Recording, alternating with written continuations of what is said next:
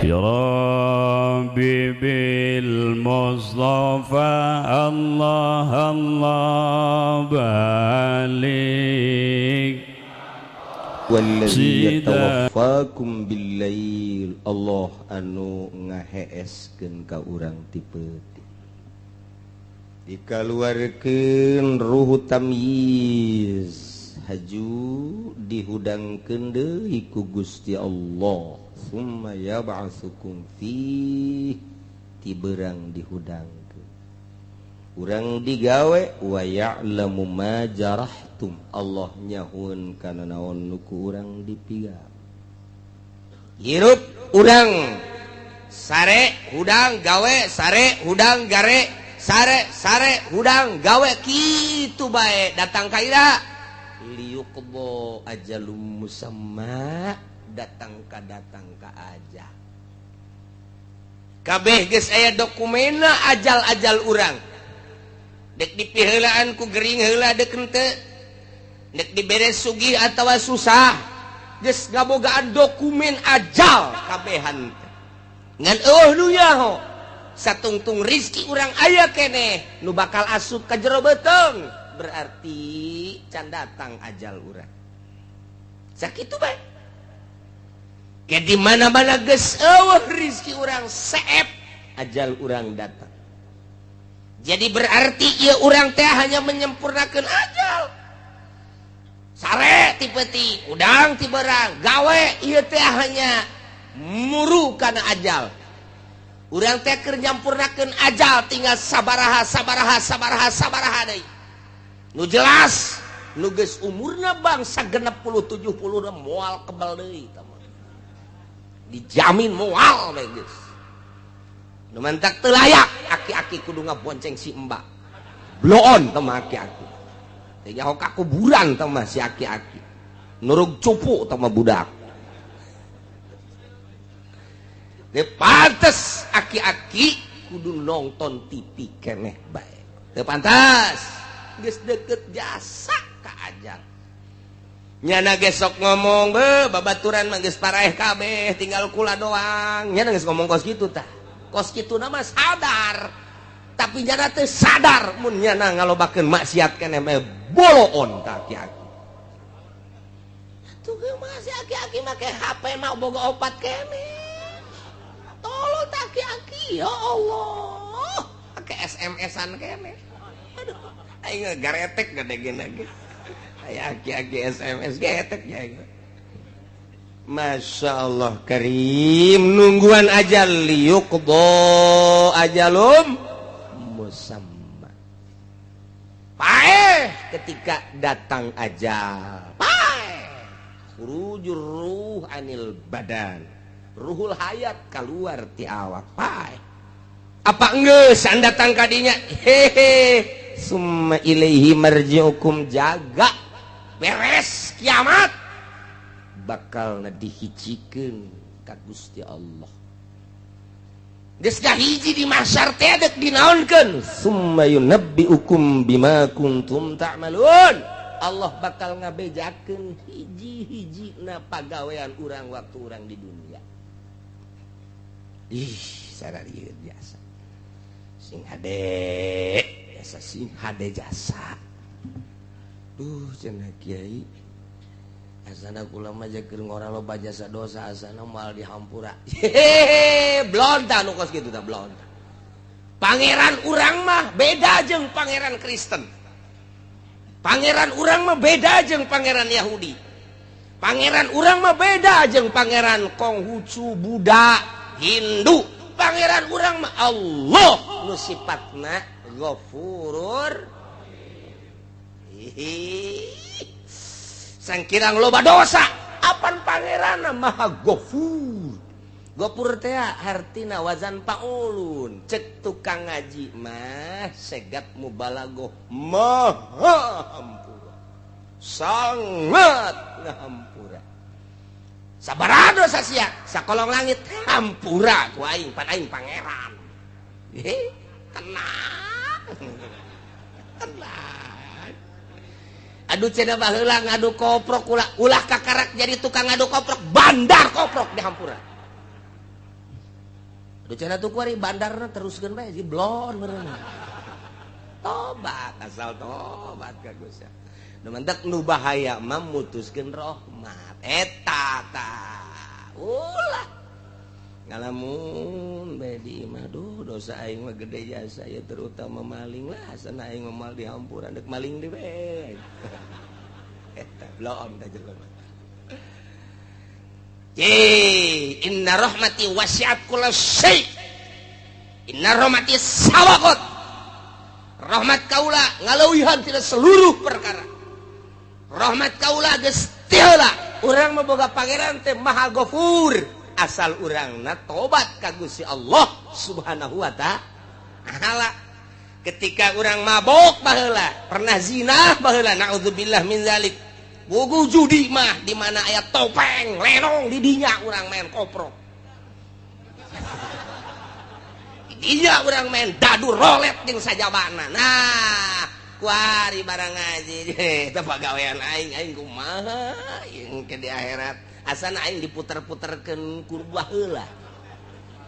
Nah, tobat ka Gusti Allah. Ketika urang tobat astagfirullahalazim Gusti, ampura dosa abdi baheula. Hiji abdi sok main koprok, main dadu, main rolet. Aduh, ampura deres mun menang melehan bae Gusti. Saya teh tobat. Cak Gusti Allah. Ari Pak Abdi nyahoun hamba kaula anallahu robban. Bahwa nyana boga pangeran nu ngaran Allah, nyana keur mentah hampura ka Allah. Aing teh ya cak Gusti Allah. Berarti nyahoun nyana ka pangeran nu bener aing jeung aing teh ya Maha Ghafur. Geus. Hei hamba kaula. Kaula ngahampura ka anjeun. Geus dosa anjeun koprok, dadu, rolet, judi deung sajabana dihampura ku aing. Beres. Sorga. Ya Allah, aya lenong main deui. Aduh, cek Gusti kamari geus tobat gaing main deui bae blon teh budak. Blon teh budak menang. Minggu malam Minggu judi, malam Senin tobat deui ka Allah. Astagfirullah. Astagfirullah. Alazim Gusti. Oh, nyahoeun nyana. Boga pangeran nyana ngaranna Allah sok ngahampura kuari sia keur menta hampura ka dihampura kuari geus salamet malam Kemis judi deui. Aduh cek malaikat kamari judi kuari tobat mari deui judi tobat deui. Ah tetep aing memang tugas nulisan bae. Nulisan bae nya mah tuh tetep bae 10 kali maksiat 10 kali tobat dihampura bae Gusti Allah mah. 100 kali maksiat 100 kali tobat dihampura bae ku Gusti Allah mah. Beda jeung ka urang. Urang boga salah kaki jahit minta hampura. Dihampura ku ulah deui nya. 2 kali nyieun. Sia kabari nyieun salah kuari salah deui bae. Teu hampura deui ku mah hampura. Geus awas tah nista maja tinggal hiji deui sia. Awas ya geus maja sia ieu. Ka dituna tinggal ka mana ya tatas maja. Aduh, barang nyieun salah deui ka 3 kali. Gas, endit sia. Angkat kaki sia di imah aing. Boro-boro ka batur ka anake. Endit sia di imah aing. Tak ada ampun bagimu. Wah. Haram. Gas, aing teh hayang ngadenge jeung teh neuleus sia. Gurat batu datang ka detik ya. Endit sia. Eueuh hampura. Urang mah kos kitu. Urang mah kos kitu sebab ku nafsu ka Allah mah lain. Urang geus bobolokot, ku mabok, ku zina, baheula keur digawe di pabrik sok nyokotan sapatu sabelah. Oh, sabelah panai 2 mah gede, sabelah mah diasupkeun ka dieu teu gajahoan. Isuk aya kaberan kencak kabeh nyokotna. Teu bisa dipake. Ya Allah, tobat ka Gusti tobat dihampura. Jadi urang boga pangeranana Ghafurur. Alhamdulillahirabbil.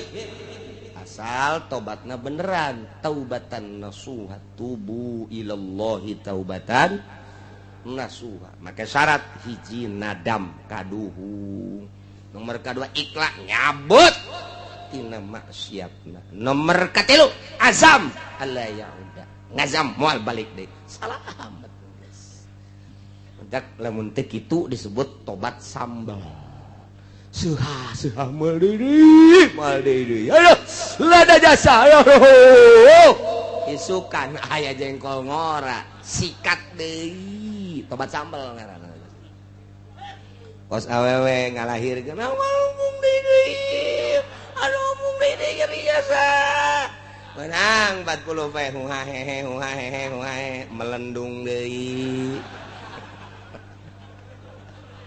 tobat sambal pas gitu kan aduh masyaallah dihitung-hitung teh geus 14 anak eleh kotok ngileungleup tuh masalah sih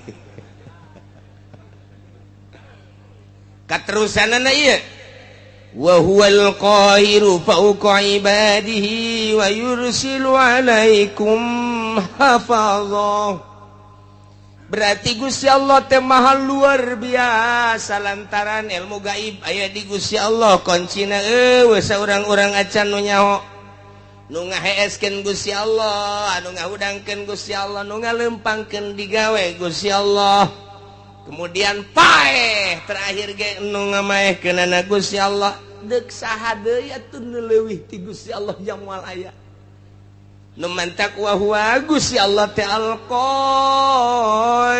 anu ngalindih anu maha kuat anu ngelekeun luhur Gusti Allah fauqa ibadihi ngaluhuran seluruh hamba ulah macem-macem Allah nu ngaayakeun ti eueuh apa aya hiji perkara nu aya teh tanpa diayakeun ku Allah moal aya eueuh meunang eueuhkeun Gusti Allah apa aya hiji perkara eueuh lain dieueuhkeun ku Gusti Allah moal aya nu ngaayakeun barang nu aya langit katut eusina bumi katut eusina Gusti Allah nu ngeueuhkeun perkara nu geus aya nang Gusti Allah al-qahir fauqa ibadi sing hade jeung Gusti Allah mah nu ngaayakeunna Allah nu ngeueuhkeunna Gusti Allah wa huwal qahiru fauqa ibadi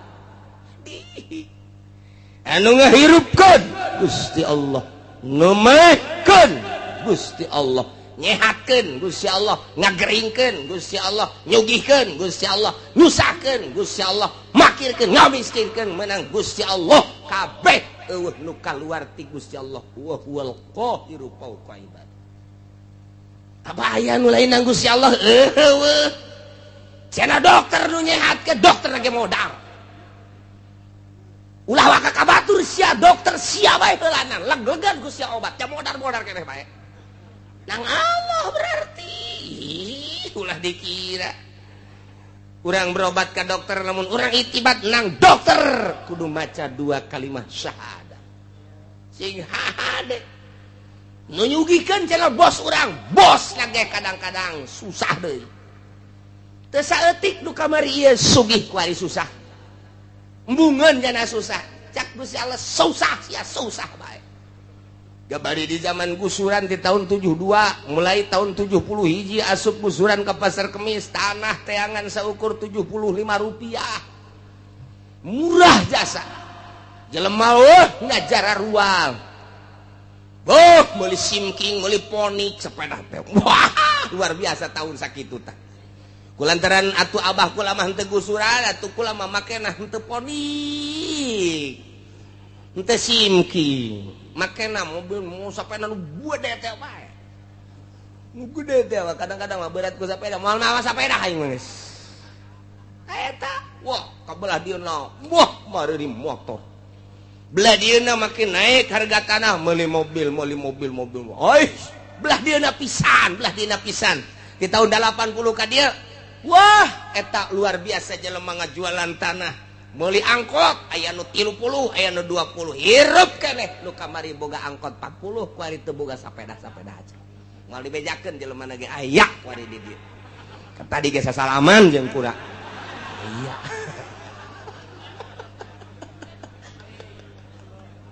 aya Ya Allah.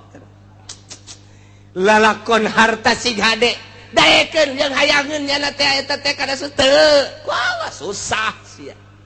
Kamari sogih sia. Turunan Muhdi, Bupati Muhdi luar biasa, raja di Kabupaten Tangerang. Moal aya 2 Bupati Muhdi, wawasan kahareupna luar biasa. Sehingga tanunyeun jembatan Cisadane, kemudian di belah dinya teh aya terminal, sisi jembatan di dinya aya terminal, eta hasil Pamuhdi. Kula keur sakola SD. Begitu datang Gubernur Jakarta, dicacat ku gubernur. Cak gubernur teh ya, Pamuhdi pikirannya terlalu pendek. Ini paling 10 tahun. Kita berwawasan harus 50 tahun ke depan. 10 tahun penuh ini di sini. Jangan di sini cek leli buat terminalnya. Walaupun enak sekarang 10 tahun bener baik. Nah iyalah Gubernur Jakarta sekarang Ali Sadikin. Oh, ulah naik yang siapa? Ali Sadikin. Wawasanna luas, oh bener. Tapi di alam sebab naon? Nyana menciptakan sebuah terminal anu luar biasa strategis. Nah, di daerah Gondrong Cipondoh asup kadinya, di Pasar Kemis Balaraja asup kadinya. Soal strategi diakui, tapi soal ke depan paling 10 tahun. Baheula kula inget bae istimewa Pak Ali Sadikin memuji Pamuhdi. Sugih Pamuhdi teh, eureun. Jadi bupatina pelepas teu kudu dicaritakeun ku ari. Masya Allah keluarga. Terus kebelah dia namun kukula diceritakan ketua DPR Tangerang di zaman harita nyaho kula. Kok bisa nyaho? Babaturan abah kula berangkat ke Mekah pada tahun 75. Ngahiji di dia waktu aya anu nipu di Pasar Kemis. Ngerekrut jamaah haji, Tony ngarana. Tuh bener nya anak katipu berarti tah. Tah loba ngajakan abah kula. Terus supaya kanyana dipapageun make sedan kula ge milu sagala teu lah cak abah teh moal kadinya lain dirarasaan sabaraha puluh manusia nu katipu ku Patoni per detik ieu teu puguh tarangna teu puguh bujurna. Ka abah kula mah jeung urang Tangerang jeung ketua DPR nyana nu milu ka dieu sugih jasa. Kanyahoan sugihna angkot Tangerang Kalideres Cengkareng nu nyana kabeh. Di samping nyana jadi ketua DPR mau dibejakeun ngaranna sebab gua geus tarusah. Aya incuna ku nu ngaji ka dieu. Seuri bae nyana heuh bener. Nya sasalaman tadi ge sasalaman aya incu si eta. Naik angkot ku ari mah baheula boga angkot ku ari naik angkot. Keur carita harta sugih jasa. Pat susah jasa ku ari. Jih nang saha eta? Nang Allah wa huwal qahiru fauqa ibadi. Soeharto 32 tahun ngajabat. Oh, luar biasa. Hartaku jadi korup. Wah, luar biasa. Nu ngadaharna lainnya na rugi amat. Menang hese beleke hasil korupsinya na di sidang tetap dihareupeun Allah di Rabbul Jalil. Nu ngadahar nu ngalebok lainnya na rugi henteu. Otak pikir tah.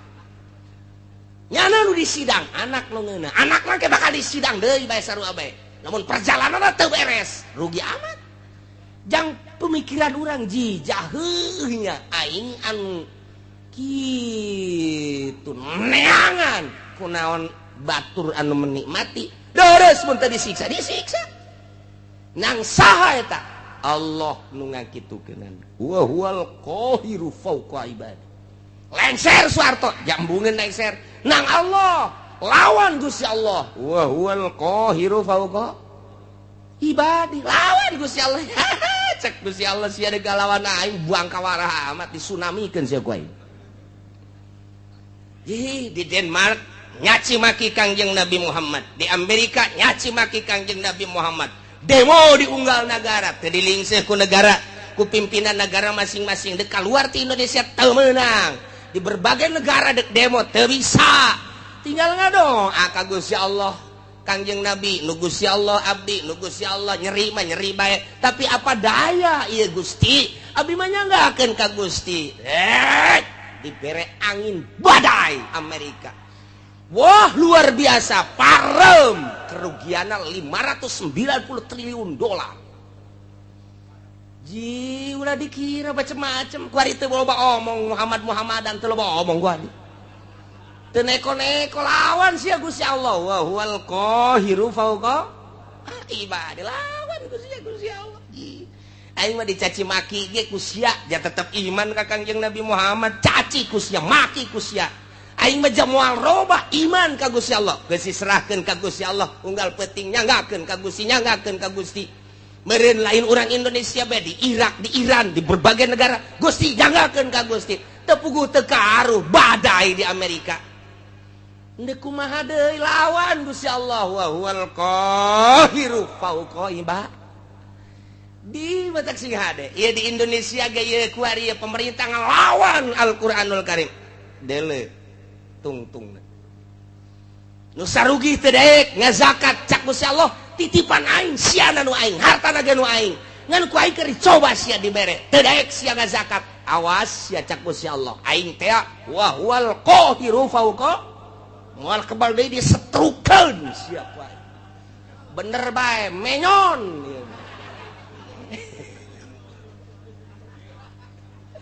nu menyon ka katuhu nu menyon ka kenca nu leumpangna ingkleug-ingkleugan janu sugih eta teh ku sebab teu daek zakat rasakeun sia Allah ma wa huwal qahiru fauqa ibadi wali Allah ma asal geus teu daya teu upaya geus gado ajang bangsa jeung umat nyanggakeun ka Gusti jadeg ngalawan kumaha tuh dek ngalawan kumaha aja bejana asal ngalawan rantai jeung teu puguh pamimpin namun puguh pamimpin mah siap sadajan di rantai ge pamimpin ieu teh anu endek arah jujur jeung adil doa bae ka Gusti ngadoana ngan teu meunang menta azab teu meunang ngadoana ya Allah ya Rabbi tunjukkeun pemimpin nagara abdi Gusti janu Gusti tunjukkeun gubernur, tunjukkeun bupati, tunjukkeun camat, tunjukkeun Gusti lurah nu mantap. Aya bae ta lurah teh anu kamari bangkawarah per poe ieu. Jadi bener loba. Eta mah tang Gusti Allah dibulak-balik. Peuting nang Gusti Allah, beurang nang Gusti Allah. Hujan nang Gusti Allah, panas nang Gusti Allah. Urang hirup nang Gusti Allah, isu pageto paeh nang Gusti Allah. Aya di luar naon kitu ngaranna kakawasaan jeung iradat Gusti Allah moal aya wa huwal qahiru fauqa ibadi lawan Gusti Allah mentak lamun geus diasupkeun ayat ieu ka jero boga naon atuh urang kasep dijadikeun kabanggan goblok cak Gusti Allah sia dibere kasep lain pake sujud ka aing dipake bobogohan jeung Gerang Karawang boloon sia dibopengkeun sia ku aing sia bobeng wal qahiru fauqa ibadi dibere geulis lain pake sujud ka Gusti Allah endahan pake di layar kaca di layar perak layar emas boloon ta budak deleukeun ku aing sia moal kebal deui keriput ngedadak wa huwal qahiru fauqa ibadi lawan Gusti Allah ya Rabbi contoh nu sugih jadi susah lain setik nu gagah jadi lemah lain setik nang saha nang Gusti Allah nu turun tina jabatanana langsung nang Gusti Allah kitu keneh nu susah jadi sugih nu lemah jadi kuat anu rakyat jadi pejabat ngabuadeg ku ari mah nang Gusti Allah wa huwal qahiru fauqa ibadi itu daya teu upaya urang mah aya nang ngayakeun Gusti Allah hiji perkara nu aya di luar pengadaan Gusti Allah nang Gusti Allah moal aya hiji perkara lain nang ngeukeun Gusti Allah moal aya atuh berarti aya jeung eueuh nang Gusti Allah hirup jeung paeh nang Gusti Allah ieu lawan ta wa huwal qahiru fauqa ibadi asupkeun ka jero hate urang pelakeun tanamkeun Gusti atuh abdi mah teu aya nanaonan mata nu ku abdi dinikmatin nu Gusti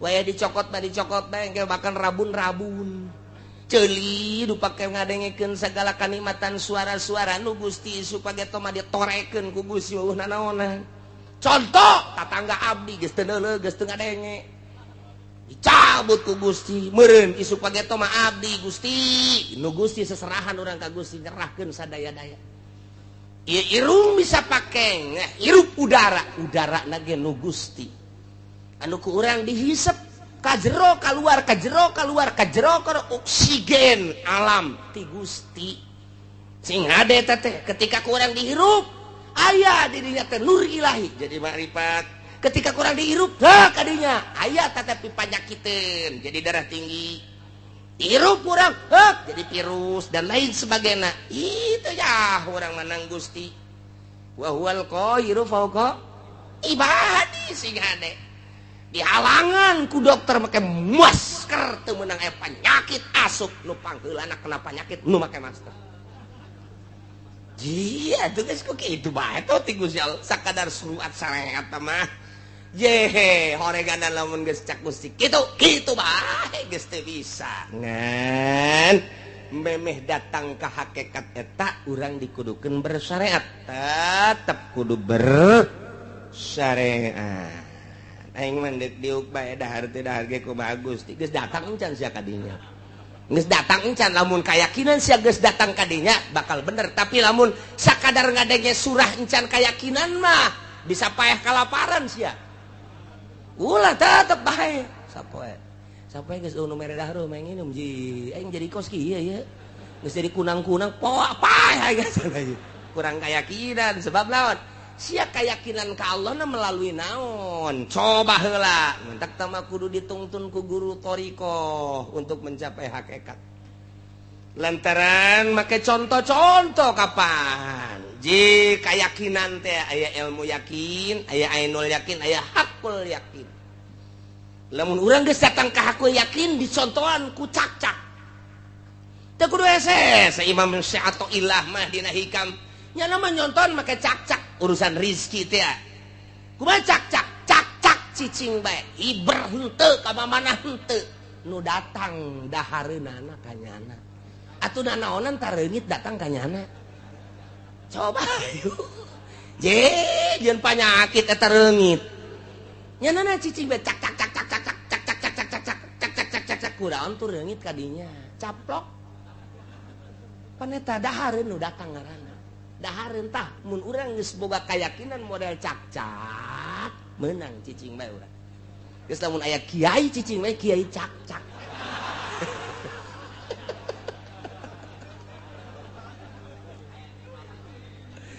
manuk onam cek sehat ilah manuk onam nyana aya hibran ti sayangna merendah keneh sanajan nyana teh berangkat khimason tagdu khimason taruh bitonan nyana inditi sayangna keleh beteung sore datang ieu gendut beteungna teu pernah kadenge manuk boga pabrik teu pernah kadenge manuk boga perusahaan sugan supermarket Indomaret dan lain sebagainya tapi nyana indit ti imana derhiber sore anakna kaparaban nyanana gendut ngan eta make usaha keneh nu leuwih hebat cak-cak nyana mah asal kaluar bae tah diparatok teh huluna cak kadang-kadang kupu-kupu nu gede ge kadahar bae bloon ya teu kupu-kupu deuk naon tuh kadinya ieu nang saha eta ngatur nang Gusti Allah wa huwal qahiru fauqa ibadi gua rendut eta cak-cak pohara jasa lempang teu daun teu dahareun nu daratangna atuh berarti urang mah ieu blon eleh ku manuk eleh ku cak-cak make jeung gelut sagala urang mah neangan sesuap nasi make jeung teu salat sagala neangan sesuap nasi eleh ku cak-cak eta cak kadengena doang kurang padahal mah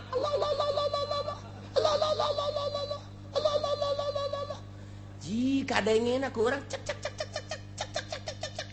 lamun urang dibere kaberenehan sieun ka cak-cak sebab nyana teh muji lo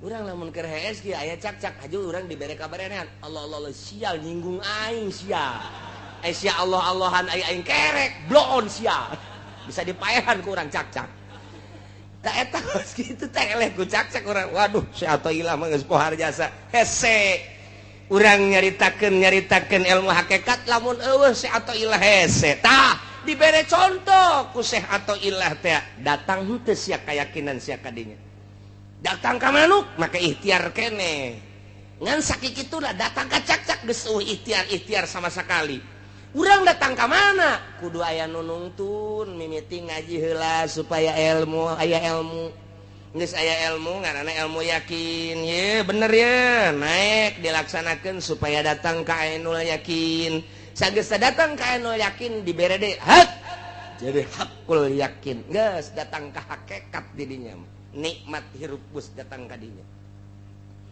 lawan Gusti Allah wa huwal qahiru fauqa ibadih Gusti Allah maha nu maha ngalindih nu maha gagah saluhureun manusia saluhureun hamba di antara keistimewaan jeung kagagahan Gusti Allah teh wa yursilu alaikum hafadzah Gusti Allah ngutuskeun urang kabehan ka malaikat hafadzah malaikat hafadzah teh malaikatun tusi amalakum malaikat anu tukang ngitungan jeung nuliskeun kana amal-amal urang likulli insanin malakani tiap manusia aya dua malaikat malakun an yamini hiji malaikat dikatuhun wa malakun an shimalihi kadua malaikat dikencaeun sing yakin sing hade aya dua malaikat posisina cek sakaol mah di dieu malaikat teh cek sakaol mah di dieu di bibir katuh urang ditungtung bibir kenca urang cek sakaol mah nyana teh dipundakeun urang eta mangan sakadar caritaan-caritaan beuki ka jero nu jelas aya dua malaikat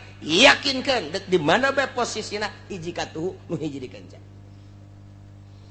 nu belah katuhu teh ieu nyana tukang nyatetan anu bararagus faida amilah hasanatan katabaha sahibul yamin di mana orang berlaku baik ditulis ku malaikat nu aya di katuhun orang salat orang puasa orang zakat orang ngaji orang sedekah anu kanyahoan amal urang mah kanyahoan kabeh ku malaikat moal aya anu kaliwat kecuali nu aya di qalbu urang malaikat ge teu nyahoeun pokona mancak di dieuna ge pancak di dieuna tah malaikatun tusi amalakum pagawean berarti pagawean zahir dicatat kabeh jang diangsongkeun engke ka Gusti Allah do bakal ditimbang teh ya catatan amal urang engke bakal timbang catatan amal urangna ngejedog di dinya di mana-mana beramal goreng wa idza amila sayiatan qala sahibul yamin li sahibis shimal di mana-mana urang sebagai manusia ngalaksanakeun kagorengan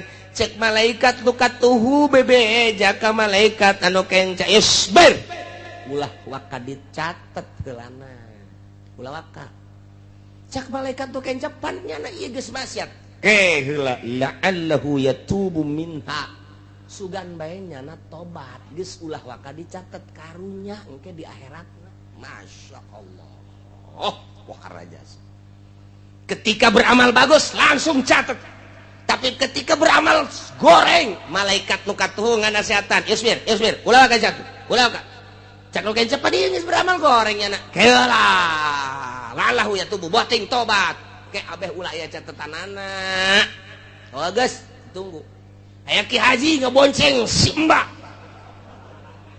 cak anu katuh ulah ka catet ulah ka sabar heula sabar oh tobat beres balik Ki Haji seserian mantap jasa